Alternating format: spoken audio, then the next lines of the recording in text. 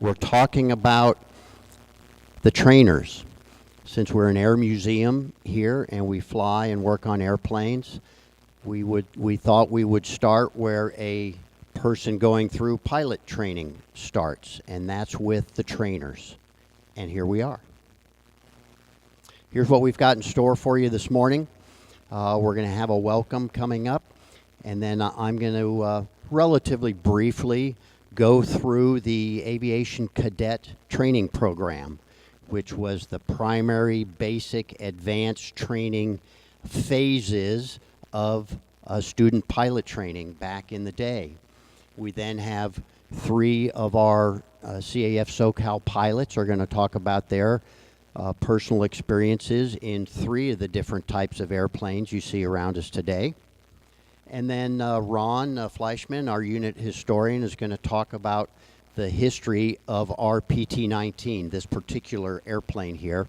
And the PT-19 over here, our blue airplane, is the focus of today's trainer event. Then we'll have some Q&A for those of you who have any questions that you'd like to ask to either us or any of the 3 pilots. All right, let's roll into the meat of the program and the Aviation Cadet Training Program. So the bottom line to it is the first bullet there. They developed a flight training program where students would progress through a series of increasingly advanced aircraft and required maneuvering and types of events that they did in the different airplanes. So it was multi-phased, and it traces back all the way to World War I, where they had a preliminary and then an advanced training phase to the student pilot training program. Okay, as far as our focus of World War II this morning, you know, it was used by both the Army Air Force and the U.S. Navy, this program. So many of the primary training, that's where the PT comes from. The primary training bases were actually civilian contracts, because in World War II, we had to wait until the helicopter passes behind me.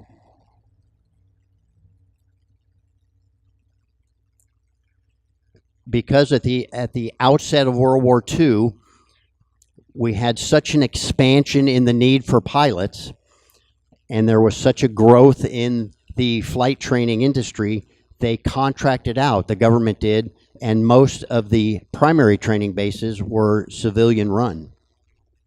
The basic and advanced courses were run by the military, and that means the instructors were also military pilots.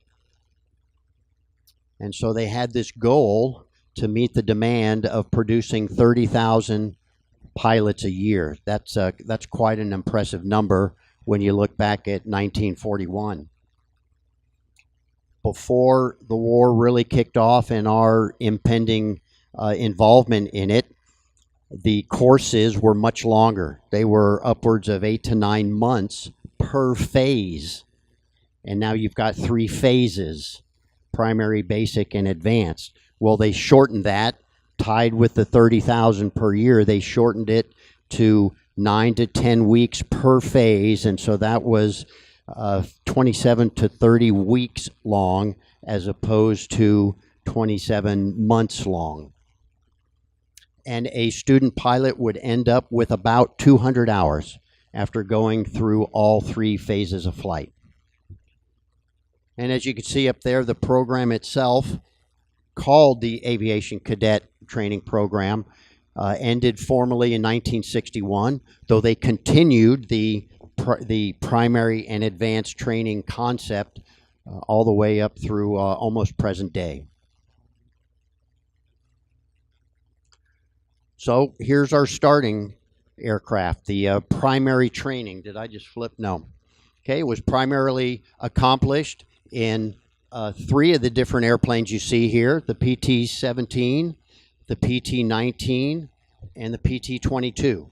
They also had a PT-23, which was this airplane with a radial engine on it. They got about 60 hours in these airplanes, and it took them about 9 weeks to progress through the primary training course. The Stearman, the PT-17, also known as the Cadet, was the typical aircraft that the pilots would see in this phase. It had a cruise speed of just over 100 miles an hour, and the primary focus areas for the students during that phase was just contact, and that's a term for how do I take off, fly around, and land. Single ship, contact flying, and also introduction to formation flying, which is pretty critical to all types of military flying. There's some photos over here in the bottom right. You can see the PT-23, which is our exact PT-19 with a radial engine on it. They ran into shortages of the Lycoming 440 engine on the PT-19, and they had Continental radial engines available. So they mated the two. Moving on now to basic training and the basic training type of airplanes. A bit of a misnomer, because there was nothing simple or basic about this phase of flight. About 70 hours, so similar, 9 weeks again. Now, in addition to more contact and more formation flying, they were introduced to nights, instrument flying, and then cross-country navigation, getting from point A to point B. It was during this phase of the training program that the instructors would get together and talk about each individual student and determine, okay, is this a single seat, single engine kind of guy, or are we going to put him in a multi-engined crewed airplane? So this was a typical basic training type of airplane, the BT-13 Valiant, a cruise speed of about 140 miles an hour. So here you can start to see the progressively more complex and capable airplanes. So that's a 40% increase in speed. As you'll see coming up in the slide, it was over twice as heavy as the Stearman was. It had flaps, so now you're introducing some more complexity to the airplane and more complex checklist procedures for the pilot to know where are my flaps for takeoff, where are my flaps for landing.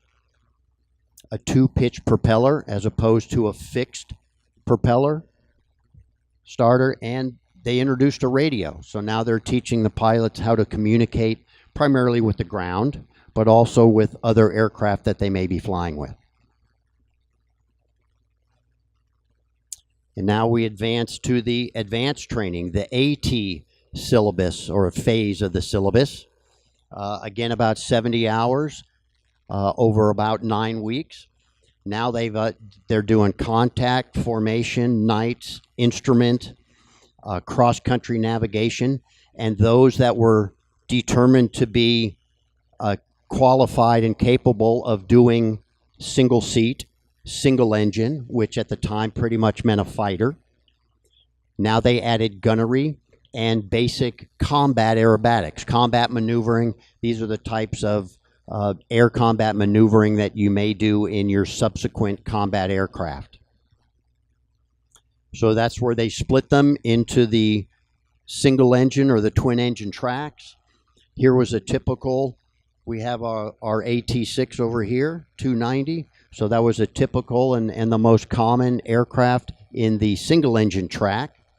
So now its speed, that's not its cruise speed, but now we're capable of going up over 200 miles an hour in the airplane. You have retractable landing gear in addition to flaps. That means you've got a hydraulic system in the airplane, increasing the complexity, and it's a more complex checklist. So of the pilots in the room, how many of us still use Gump Check? A lot of us. Well, it goes all the way back to checklist procedures, and there's undercarriage, mixture prop, fuel, and flaps. So very similar to what a lot of us are using today. For those pilots who were deemed, let's put them in the twin engine track, here's a typical. That's an AT-11, which is a military modified twin Beech, the Beech 18. It had a multi-engine focus, so they did navigation, they did nights, they did instruments. They just did not do the gunnery or the combat aerobatic type of maneuvering. And here's a comparison. Let's see who's in the back. Steve Barber. Can you read those numbers, or are they too small? I'm sorry about that. So I get a D for slidesmanship. But here on our columns, oh, and if you have a program, you can follow me through in your program, because this chart is in your program. It's probably easier to read there too. But I'll just highlight a couple of the differences here. Look at the weight as we go from, again, our primary to basic to advanced training. 2,000 for the Stearman, more than double for the Valiant, and increased again, so 5,500. So almost triple the weight from primary to advanced trainer. Horsepower increased quite a bit too, 220 all the way up to 600. There's the increase in miles per hour. Here's complexity in the airplane with flaps, and RLG is retractable landing gear. So we get down to the AT6, and now you have a hydraulic system with flaps and retractable landing gear. Prop, the start of the radio, they start talking to the people on the ground. Here's your checklist procedures, more and more complex. In the AT6, you have a variable pitch, constant speed propeller. So just another complexity to add to the student pilots. And as far as the maneuvers and the focus of their type of training, if you can see the Stearman up here, they were just doing that contact flying. How do I safely take off, fly around, and land? A little bit of formation. And now they add more and more to where the AT, the advanced course, is doing all of these. Nights, instruments, cross-country, basic gunnery, and those combat preparation types of aerobatics. Everybody flew formation. That was real important. And we've already talked about how the twin engine guys did not get to practice the aerobatics or the gunnery. Okay, what I'm going to do now is I'm going to hand it over to each of our specific pilots. All of these are CAFSoCal or trainer pilots, and they're going to talk each briefly as we go through our airplanes with their training experiences in those airplanes. So here's Dr. Randy Sherman. Thank you very much. Doctor by trade, pilot by passion. I started flying avocationally 40 years ago when I couldn't make it in the Marine Corps because of a few knee injuries. But the goal was always to be at the airport whenever possible flying. And the real goal was to test my mettle in the Stearman. Now, the important thing about the Stearman historically that I'd like you all to know is that while it was in actuality the quintessential primary trainer for both the Army Air Corps and the Navy, the idea of the biplane was actually coming to a close. And as you'll see, what differentiates this plane from all of the rest is the mono wing on the other three, the dual wing on the Stearman. The Stearman was really a child of the 20s and 30s, and Lloyd Stearman, who actually spent a little time at this airport, and by the time in actuality the Stearman was contracted to the Armed Forces, Lloyd Stearman had sold the company to Boeing. So it's really a Boeing Stearman, also a Cadet, also a PT 17 or 13, depending on what the engine format was, or an N2S 1, 2, 3, 4, or 5, depending on what service you were in. The essential thing, as Rob was telling us, is that contact flying was really, really important. You were taking young people, putting them in an environment which was not natural, and trying to let them experience every aspect of what it was to be in a machine that had basically three control surfaces. And the Stearman, in actuality, tests one's mettle when it comes to takeoff, climb, cruise, descent, land, and taxi. There was a reason why they called this thing the Yellow Peril. Yellow is obvious because this one, which is a Navy plane, is yellow. The Army Air Corps planes had a powder blue fuselage, yellow wings, and a red and white striped tail, just like that American flag. And that went on for the Army Air Corps till about 1942 when they started just painting them all silver.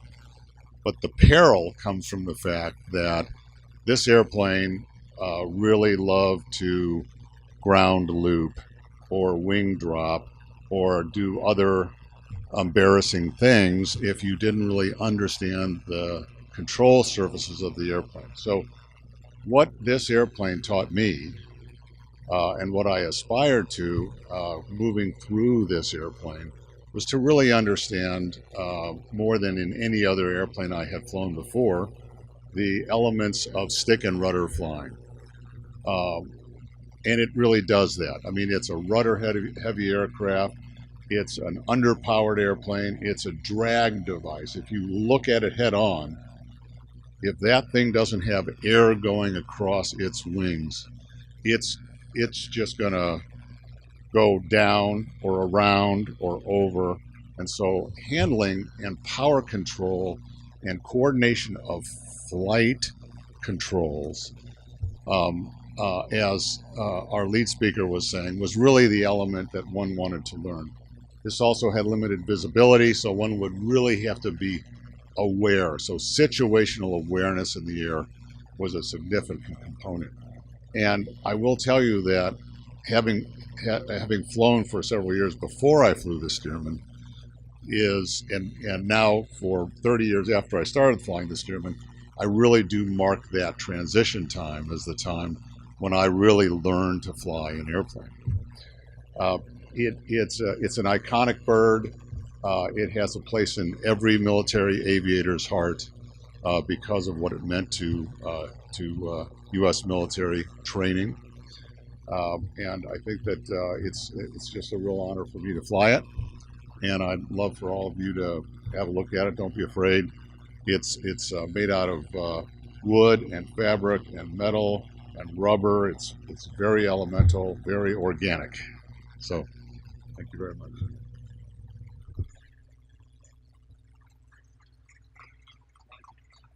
Just 5 minutes. I'm gonna break from our agenda just a little bit. Dr. Sherman's on a little bit of a timeline. He's going to be our T6 pilot, so I'd like to let him go because he's got to go pre-flight his airplane. So what I want to do is open it up to questions from the crowd for the Stearman. If you have any questions now, we'll have Q&A later, but he'll be gone.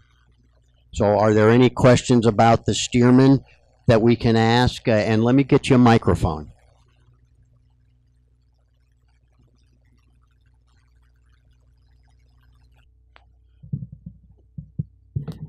I had a question in regards of the gasket.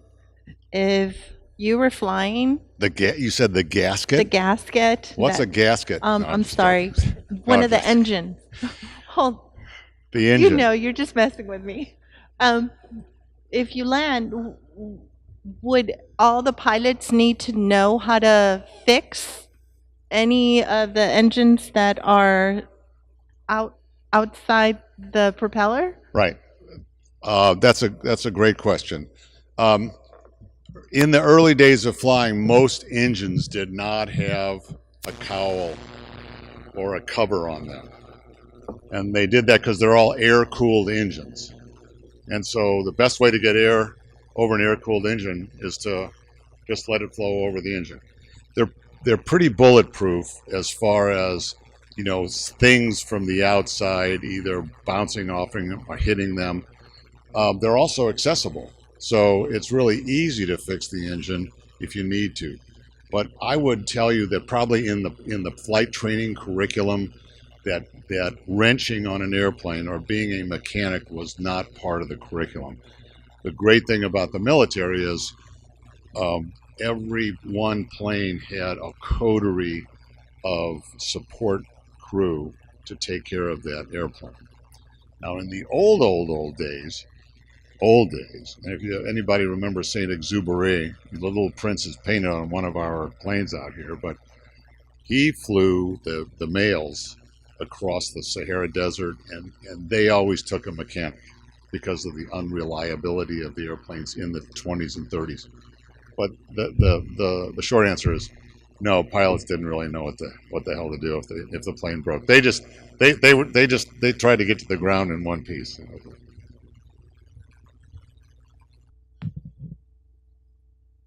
Any other questions for the doc before we let him go? Thanks so much, Doc. We'll safe flight back, and hopefully we'll catch you out on the taxi and see you take off and on downwind. So thanks a lot. Before we go to our PT-19, I'm going to do a little admin here,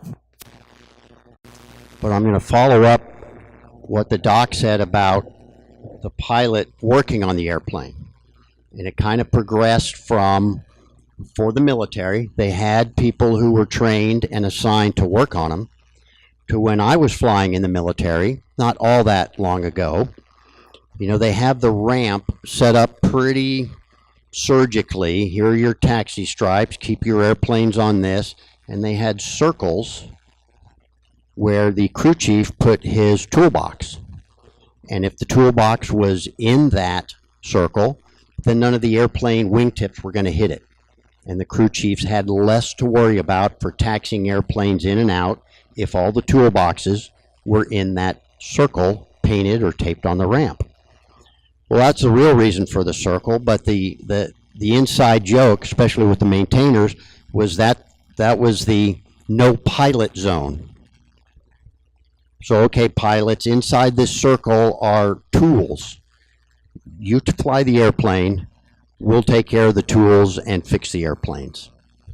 So with that, we're going to move on from one PT airplane to our next airplane, and a Focus airplane as we have one here in the wing. So I'm going to turn it over to Mr. Kurt Kohler. Hello.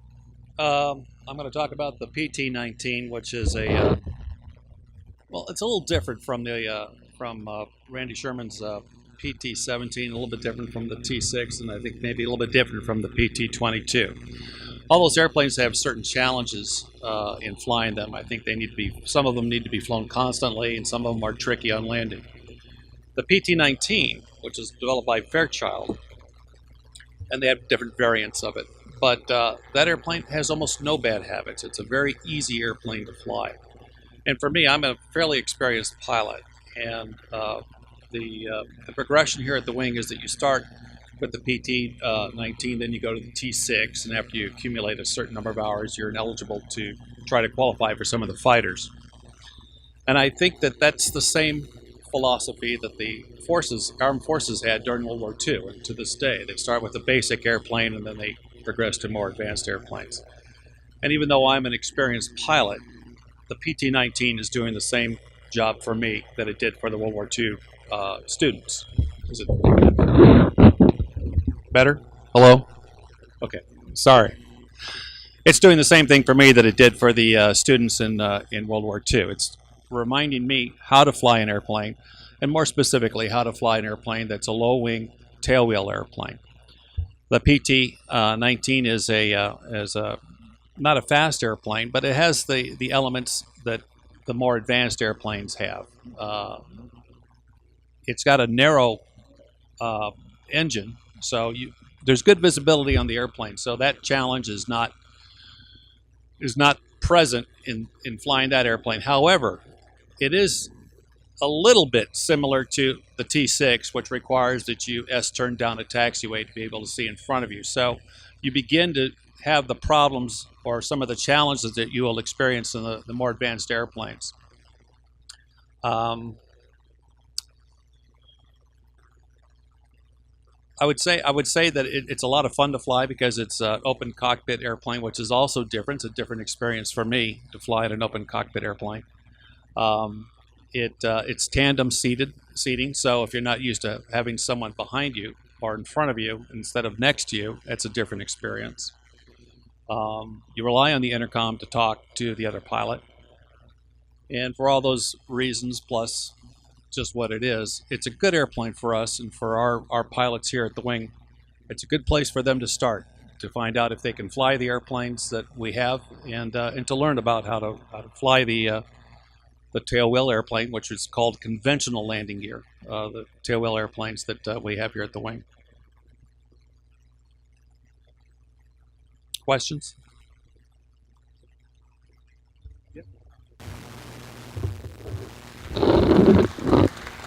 Thank you, Kurt.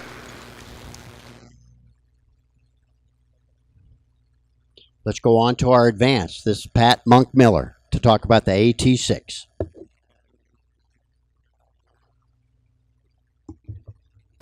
Hi, Pat Monk Miller, new to the SoCal wing as of last year. My tailwheel experience began early, but then took quite a hiatus. I got a chance to fly in a Cub once as a passenger, and that kind of set me down the path that I ended up flying for the Air Force for almost 30 years. And now I'm enjoying not being in the Air Force and working with the SoCal wing and as many other aviation enthusiasts as there are out there. After that Cub flight, it was quite a while, and then the next thing you know, I'm at pilot training, and a friend of mine's got a Ronca Champ. And he threw me in that thing. We went out to a grass strip, and those were my first two takeoffs and landings that I ever did in a tailwheel. But again, I took another lengthy hiatus, and it was time to get serious about flying older airplanes and flying them well. So to do that, then, much like the military did way back in the day and continues sort of to do till today, I decided I needed to go fly something really simple and get a good idea, or a better idea, if you will, how to fly tailwheel airplanes. So a Citabria in Alaska, out of a prepared surface airfield and over to a gravel strip with a really good ex-Air Force guy teach me how to fly. So that kind of got me back into less complex airplanes. However, it added back mixture control and managing the propeller. I did about 4 or 5 hours in that, a bunch of landings, maybe 40, I think, and that's really all we did is just beat up the pattern to get that sight picture down and maneuvering that tailwheel airplane. From there, then I joined the Alaska wing of the CAF, and I had the opportunity. They said, well, you don't have much tailwheel time, and we're not going to throw you right away in our Harvard 4, which is T6G. We're going to fly in a BT-13. We talked a little bit about the BT-13. And I thought that was a really good philosophy by the wing. They're like, okay, you've got some time now in tailwheel, but you're not going to go right in the front of the Harvard 4 and start working that. We want you to fly the BT-13. So I got about 5 hours in that airplane, which I really enjoyed. A nice, stable airplane to fly, very wide fixed landing gear. And then we worked on the sight picture and, again, managing the engine, the propeller, and the mixture control and those kind of things. So again, mostly pattern rides, a little bit of a handling out in the area, but a lot of patterns and landings. I said, okay, now we'll put you in the front of the Harvard 4 and get you used to that more complex, heavier airplane and then managing that thing. So even though I didn't go through a PT and a BT really and into the AT-6, I did a transition much like the military used to do back in the day.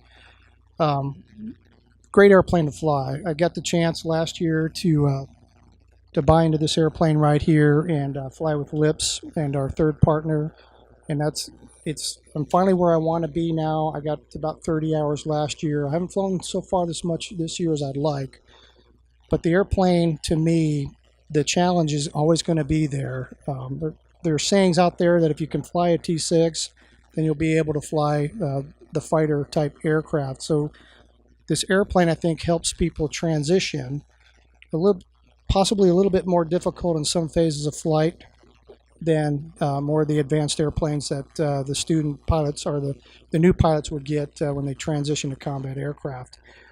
For me, I have a healthy respect for this airplane. I think about it in detail before I even go out to the hangar and pre-flight and pull it out of the hangar and get it flying for the day. And I always know that I have the challenge from touchdown all the way back to the chocks. Is probably one of the biggest challenges in that airplane to do. So it's one of those, I got to make sure that the sight picture is right, that I'm on speed, on glide path, on the center line, going right down the center line of the runway, proper crosswind controls if necessary, to get that thing safely on the ground safely down at taxi speed and then back to the chocks. So I've got a healthy respect for it. My goal is to continue to get better and better at flying that airplane. Work on the landings, continue to do that. So someday that I may be able to fly some of the more even advanced airplanes. So it's been a thrill, and I look forward to continuing flying this airplane. Any questions? Yes. This particular one right here, I can tell you about this one. Are you looking for T6s in general? That particular one right here. Okay, so the question is a little bit about the history of this tail. This is N2550. It's a T6D originally, or an S&J 5. It's actually in the hangar next door going through its annual. So you might get a chance after the presentation to walk over there and see this airplane with some of the panels off and some work being done. This was contracted for the Army Air Corps in 1941. While it was on the line as an AT-6D, the Navy said we need some of these off this particular production lot. So when it came off the line in 1943, it was given a BUNO, or a bureau number, for the U.S. Navy, and it was called an S&J 5. And it was sent to the Panhandle of Florida there, and it stayed there for a while, and then it made it over to North Island, I believe, where it finished out its career with the Navy. Stricken off the Navy records sometime in the 50s, and a handful of private owners since. The group of 3 that are part owners of this now, the original owner, a neurosurgeon in Las Vegas, bought it in 2000. Lips bought into it in 2006, and then I became the third partner last year.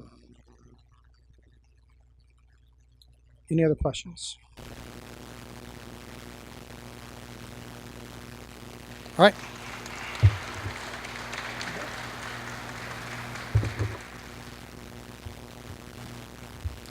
Now I'm going to turn it over to Ron Fleischman. He's our unit historian, and he's going to talk about the history of this airplane right here.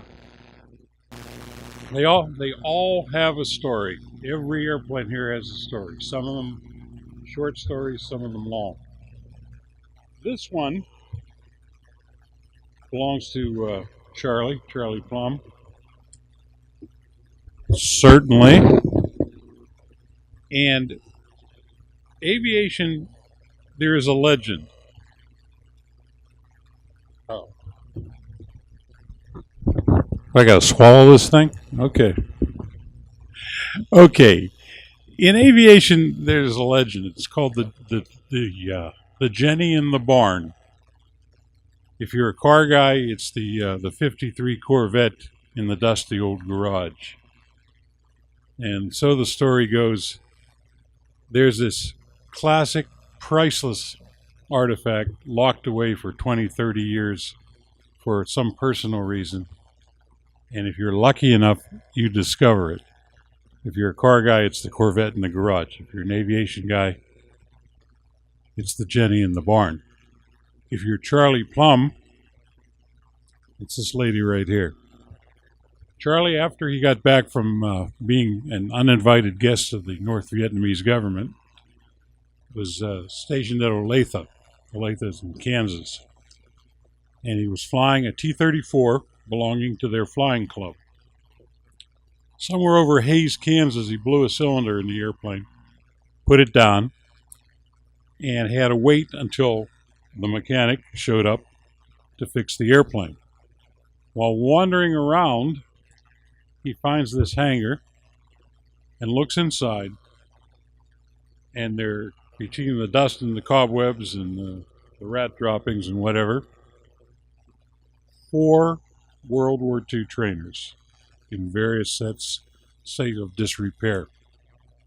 There were 2 PT-26s, 1 PT-19, and I believe one was a PT-23. Started poking around, talked to the airport manager, and the airport manager told him the story. After the war, this gentleman from Hayes bought 4 airplanes, trainers, and then he bought a 5th one, bought a P-51, which was his big mistake because he crashed it and killed himself in it. His wife locked the airplanes up in the hangar, wanted no part of aviation or airplanes. Charlie contacted this lady and said, I will take these off your hands. $2,400, all four of them. He and his brother bought them, trucked them back. Of the four airplanes, they made two. They made a PT-19 and a PT-26. Now, that's the airplane that they didn't cover. If you fly these airplanes in cold weather, the Canadians especially, put a canopy on it. Keeps you a little bit warmer out of the elements. So he had these two airplanes, and he said, pick the four up for $2,400.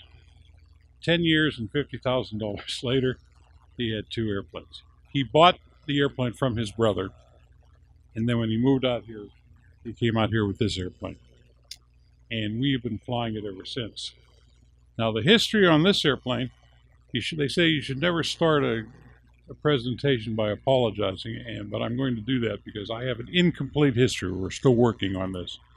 So when we go through the cycle and we get back to history of the airplanes, maybe we'll have some of the early information on the airplane.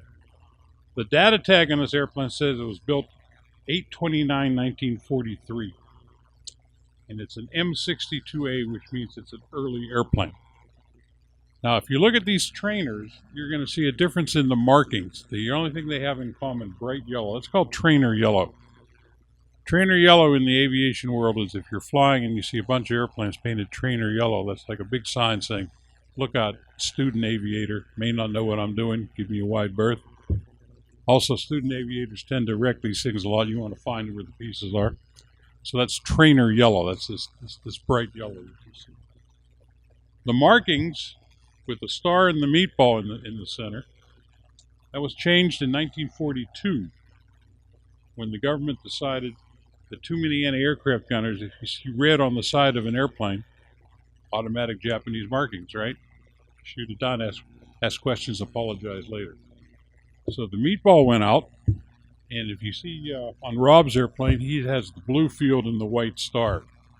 They stayed with that for a while, then they put tabs on it, then they put red stripes in the tabs, and we ended up with kind of the markings we have today that you can't see. They're called subdued markings. It's called gray on gray, but the idea is still the same. I do agree with Rob. I'm a mechanic by profession, 40 years with the airlines before I retired. The airplanes do not belong to the pilots. Mechanics just lend it to these guys, and we tend to repair them after they do terrible things to them. Always the case. We've had this airplane. Charlie graciously lets us fly, loans us the airplane, lets us fly it. The total time must be over 2,000 hours. Now, I was checking the records. The last record sheet says 1883.7. So I know there has to be more than that. It's a good airplane.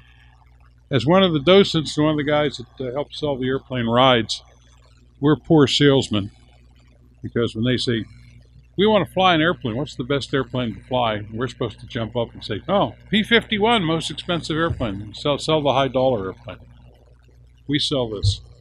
It's more fun. There's a control stick in the back. Because it is a trainer, you get to fly it a little bit. So we think this is the best bang for your buck. I'll add a little bit to what they were saying. The training program, our big training field here in California, in the local area, is what's now Oxnard Airport. Oxnard Airport was called Mariloma, and they flew PT-22s. And hence the confusion. This was just a strip known as Oxnard Flight Strip. And when it became an airport, it became Oxnard Air Force Base. Reason being, you name your air base after a local hero or the nearest incorporated town. Camarillo was not incorporated until 1965. Oxnard was the nearest incorporated town. We're going to find out some more about this airplane. And like I said, I apologize for not having a complete history. Yesterday, I was informed that they have some original logbooks. So I can't tell you exactly where this airplane flew as a trainer. We're going to find that out. One of the fun things, at least I enjoyed, is when you start investigating, things don't really pan out. It's not all black and white. Charlie told me that the number on the back of the airplane was a real honest-to-God military number on the airplane. That number checks out. We'll pull it up. It's a B-17. So obviously, it's not a B-17. There's a lot of stuff that we're going to find out, and we'll have a complete history. But I will say that Charlie is being very gracious to let us fly his airplane. And if you want to hear this story in your own words, get on our website or look up Charlie Plum, look up YouTube. He will tell you the whole story about the airplane. Arash did an interview with him, and you can hear the story in his own words. And that's basically the history of our airplane as we know it to date. We will find out more, and stay tuned, same station. We'll come around and we'll do it again. Thank you. Questions? While I'm up there? Good.